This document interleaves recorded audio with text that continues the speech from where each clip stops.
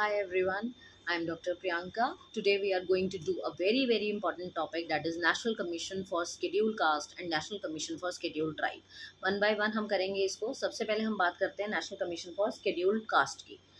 पहले national commission for scheduled cast and scheduled tribe दोनों एक ही हुआ करते थे, बट इसका बाइफर्केशन हुआ. एक टाइम पे बाइफर्केशन होने के बाद national commission for scheduled cast अलग बन गया और national commission for scheduled tribe अलग बना. National commission for schedule caste बना 2004 में. 2004 में जब इसको बाइफर्केट किया गया तो इसके फंक्शंस कुछ डिटरमाइन हुए कि ये इसके फंक्शन है. इसका सबसे पहला फंक्शन था to investigate all the matters of safeguard related to scheduled caste people. जितने भी शेड्यूल्ड कास्ट पीपल हैं उन सब के जो भी मैटर्स हैं उन सबको इन्वेस्टिगेट करना और उनको सेफगार्ड करना. Number 2, inquiry of complaints of deprivation. कोई भी अगर डेप्रीविएशन से रिलेटेड कोई भी कंप्लेंट आ रही है तो उसकी इंक्वायरी करना. Third, planning of development of socio economic condition of schedule caste people.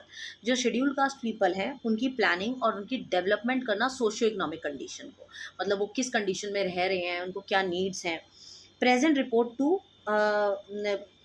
The president for working. जो भी इनके ऊपर काम किया जा रहा है उसकी पूरी की पूरी रिपोर्ट प्रेसिडेंट तक हमेशा दी जाती है. मेकिंग रिकमेंडेशंस, इसके अलावा ये रिकमेंडेशंस भी देते हैं.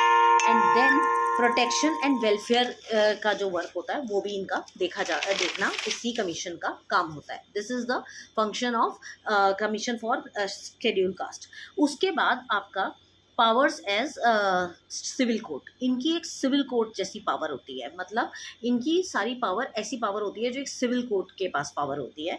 और उसमें ये लोग क्या क्या कर सकते हैं, समन भेज सकते हैं किसी को, एनफोर्स कर सकते हैं किसी की अटेंडेंस, या विटनेस को एग्जामिन करने के लिए बुला सकते हैं. They can ask for any document any time. कोई भी केस चलते में बीच में वो कोई भी डॉक्यूमेंट मांग सकते हैं. Third, receiving evidences on affidavits. Affidavits के ऊपर एविडेंस मांग सकते हैं, मतलब एफिडेविट में जो भी डिक्लेरेशन दिया हुआ है उसके ऊपर किसी के ऊपर भी ये लोग कभी भी एविडेंसेस मांग सकते हैं. And they can question any public report. वो किसी भी पब्लिक रिपोर्ट को कभी भी क्वेश्चन कर देते हैं. तो ये इनका जो है वो वर्किंग है. ये जो कमीशन है इसके वाइड रेंजिंग पावर्स हैं और ये किसी भी चीज़ की इंक्वायरी, किसी भी चीज़ की इन्वेस्टिगेशन कभी भी कर सकते हैं.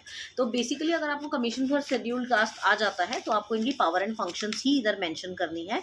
और इसके बाद आप अलग से मैं अपनी अगली वीडियो में आपको कमीशन फॉर शेड्यूल्ड ट्राइब्स भी आपको बता रही हूँ.